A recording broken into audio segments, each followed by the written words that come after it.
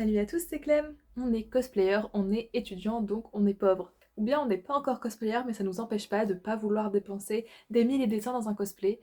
C'est tout à notre honneur parce qu'au final, ça devient cher. Comme vous l'avez vu dans le titre, aujourd'hui on va parler des cosplays pas chers pour les petits budgets ou pour juste les gens qui ont la flemme de dépenser, comme j'ai dit, 150 balles dans seulement un cosplay. Ce qui est compréhensible, même si aujourd'hui ça devient le standard de payer plus de 100 balles un cosplay. Mais est-ce qu'on marche sur la tête en fait? J'ai l'impression que c'est surtout depuis les taxes, donc ça fait plus d'un an je crois, les taxes vous savez, AliExpress, etc. Ben, les prix ont drastiquement augmenté forcément. Ce qui ne nous aide pas quoi, parce que est-ce que j'ai vraiment envie de payer 60 balles un petit cosplay de merde? Non. Et du coup, outre AliExpress, etc., ben, les magasins de cosplay, genre Doki Cosplay, ont surfé sur la vague et ont aussi augmenté leur prix. Et du coup, ben, pour Doki Doki, on se retrouve avec des cosplays Genshin Impact notamment à 130 balles pour une qualité bonne mais relativement moyenne aussi. Et des tailles qui ne conviennent pas à tout le monde, du coup c'est la merde de faire du cosplay en 2023. D'autant plus, comme je dis, quand on est étudiant, et ou bien juste en fait, à mon grand âge, j'ai la flemme de dépenser super beaucoup d'argent dans un cosplay, même si je comprends qu'on ait envie de travailler sur un projet pendant longtemps, sauf que là, pour tout ce qui est cosplay, acheter vraiment flemme. Mais je suis là, Tata Clem est là pour vous donner des petites astuces pour éviter de péter son budget. Avant toute chose, la première chose à faire, le vrai conseil, c'est le cosplay placard ou le cosplay casual, pardon. Donc moi je mets un petit peu les deux dans le même sac, et je sais qu'il y a des gens qui les différencient, mais globalement le principe c'est de faire votre cosplay avec ce que vous avez chez vous. Donc vos vêtements à vous, ou à la rigueur des vêtements que vous trouverez en fripe ou sur Vinted pour pas cher. Le but étant vraiment que ce soit 0 € l'argent, mais bon. Si vous avez la perruque, c'est bien. Si vous n'avez pas la perruque et que vos cheveux correspondent, bah c'est cool aussi. Mais globalement, si vous voulez être ressemblante à max, achetez la perruque. Et comme ça, votre cosplay sera juste le prix de la perruque. Donc je vais un peu détailler. Je sais qu'il y a des gens qui, pour le placard, au lieu d'essayer de reproduire la tenue du personnage avec leurs vêtements, vont customiser d'anciens vêtements. C'est tout à fait faisable aussi. Sauf que si vous êtes comme moi une brêle en couture, vous pouvez juste utiliser vos vêtements et faire une tenue qui ressemble à la tenue officielle de votre personnage. Ou bien faire une tenue casual. Et casual, qu'est-ce que c'est?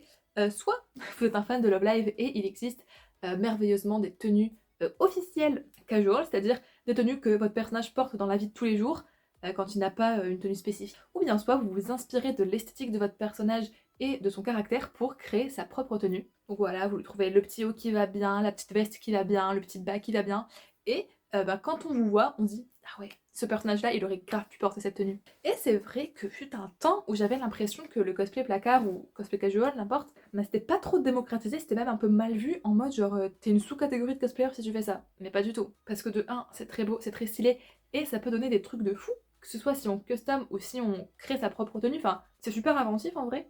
Et après tout, est-ce que le cosplay, ce n'est pas un petit peu de l'invention, tout ça? Si. Ça permet de mieux interpréter son personnage, genre on le connaît mieux. Mais enfin bref, je suis très contente que ce soit devenu un peu plus démocratisé, surtout depuis la hausse des prix général pour le cosplay.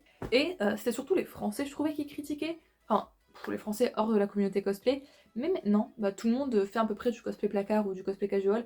Et c'est pour notre plus grand plaisir, parce que merde alors... Puis c'est sûr que c'est toujours plus confortable de se retrouver dans ses propres vêtements que dans des tenues d'idol, vraiment des accoutrements, on te demande où on va les chercher. Mais bon bref, du coup c'est une alternative super. Sachez que vous n'êtes pas inférieur si vous faites ça, vous êtes même très BG. Et c'est très cool, surtout pour des petits shoots casual ou bien des shoots dehors en manteau, etc. Enfin, c'est vraiment trop mignon, je vous jure. Le deuxième moyen, alors là, je ne suis pas Einstein pour vous dire qu'il faut acheter de seconde main ou sur Vinted. Donc bien évidemment, Vinted ou autre site d'occasion, ou genre la seconde main en général, a une grande diversité, même pour des fandoms assez petits et assez rares, vous voyez. Je pense que Vinted, il y a quand même une majorité de cosplay.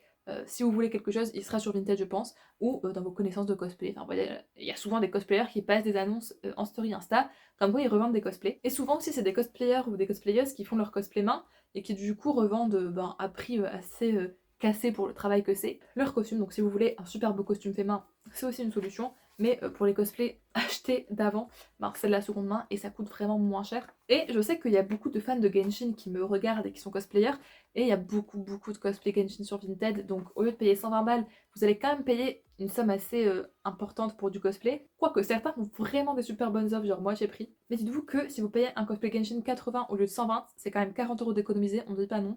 Et en plus ça fait des sous au cosplayer qui se débarrasse de son ancien cosplay, donc ça fait tourner le tout, et puis on évite la surconsommation, c'est trop cool. Mais bon, je ne vous apprends rien sur le marché de la seconde main, c'est juste que je vous rappelle que cette alternative existe. C'est vrai qu'on pense pas toujours à regarder sur Vinted, mais franchement, regardez les amis, ça vous coûte rien, C'est génial, vous allez trouver, je pense, votre bonheur. Un peu dans la même vibes, mais un peu différente. Il faut déjà être un peu installé en tant que cosplayer, je pense, à mon avis, ou connaître des gens dans le cosplay, parce que ma troisième solution, c'est dans le pré entre ses amis. Si vous avez des amis cosplayers, n'hésitez pas à demander à prêter des wigs, des costumes, si bien évidemment vous êtes quelqu'un de consciencieux, qui fait attention aux affaires, parce que si vous êtes un gros dégueulasse qui va niquer son cosplay, non. Bien évidemment, quand on emprunte un cosplay, on le lave et on démêle la perruque de autrui avant de lui redonner, c'est la moindre des choses. Et voilà, si votre dynamique fonctionne bien, vous pouvez vous échanger des cosplays comme ça, avec par exemple une date butoir pour le rendre, et ça vous évite de payer un cosplay que votre ami a déjà. Et vous pouvez faire un max de personnages, et c'est vraiment trop bien comme ça. Donc voilà, n'hésitez pas à demander si vous avez des copains. Faut quand même le faire avec des gens en qui on a confiance, parce que comme j'ai dit, on n'est pas à l'abri que les cosplays se retrouvent totalement défoncés, ou les wigs totalement emmêlés. Voilà. Hein. Et enfin, la dernière alternative qui consiste à ne pas acheter de nouveaux cosplays.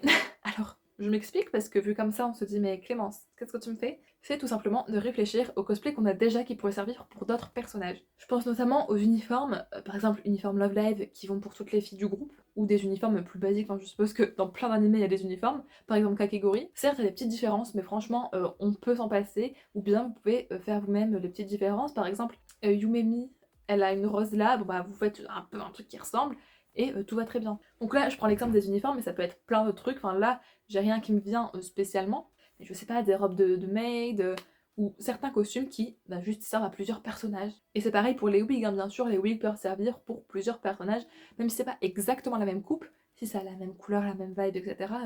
N'allons pas dépenser 20 balles de plus dans une perruque alors qu'on a quasiment la même à la maison. Donc voilà, je pense qu'il faut bien réfléchir à ça, se poser devant des cosplays et se dire, bon, qu'est-ce que j'ai envie de faire qui pourrait ressembler à ça? J'avoue que même les uniformes, c'est devenu hors de prix, genre 50 balles l'uniforme de Love Live Superstar.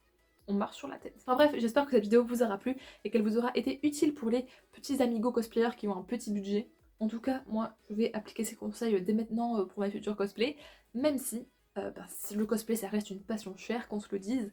Mais bon, chaque solution qui fera diminuer le prix final, on la prend. En tout cas, moi, je vous dis à mercredi midi prochain pour une nouvelle vidéo, n'est-ce pas? J'espère que vous êtes contents du retour du contenu cosplay, genre moi qui parle de cosplay sur la chaîne. Si c'est le cas, mettez un petit pouce bleu et un petit commentaire avec peut-être d'autres astuces pour diminuer le budget. Sinon, je vous fais de gros bisous et à mercredi midi prochain.